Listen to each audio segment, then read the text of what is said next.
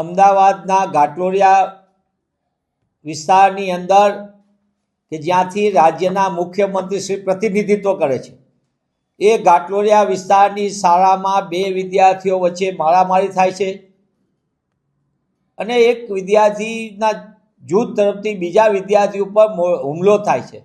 આ શારીરિક હુમલાની અંદર વિદ્યાર્થી ઘવાયો છે તેવી પ્રાથમિક માહિતી આવે છે, પણ સમગ્ર દ્રષ્ટિએ જોઈએ તો શૈક્ષણિક કેમ્પસોની અંદરની મારામારી, ભૂતકાળની અંદર મણિનગરની અંદર એક વિદ્યાર્થીએ જીવ ગુમાવ્યો હતો, એની ઉપર હુમલો કરનાર પણ શાળાનો જ વિદ્યાર્થી હતો। અગાઉ પણ આવી ઘટનાઓ રાજકોટ, વડોદરા, સુરતમાં બની ચૂકી છે। ત્યારે શૈક્ષણિક કેમ્પસની અંદર જે રીતે હુમલાના અને ખાસ કરીને શાળાના બાળકો દ્વારા જે રીતની હિંસાત્મક રીતે ઘટનાક્રમો સામે આવે, મને એમ લાગે છે કે આપણા સૌના માટે ચિંતાનો વિષય છે।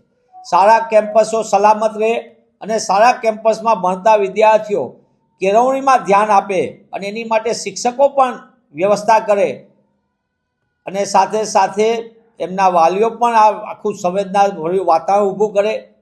મને એમ લાગે છે કે સુમેળભર્યા વાતાવરણ અને સારી રીતે શાળા કક્ષાએ વિદ્યાર્થીઓ સાથે સંવાદની પ્રક્રિયાથી આવી ઘટનાઓને અટકાવી શકાતી હોય છે। નાની નાની ઘટના ક્યારેક જીવલેણ સાબિત થતી હોય છે। આપણે મણિનગરની ઘટનામાં જોયું હતું। ત્યારે આવી ઘટના ઉપર રાજ્ય સરકારને ખાસ કરીને શિક્ષણ વિભાગ ગંભીરતાથી પગલાં ભરે, કારણ કે બાળકોમાં વધતું જતું હિંસાનું માનસિકતા એ અંતે તો સમાજ માટે ચિંતાનો વિષય છે।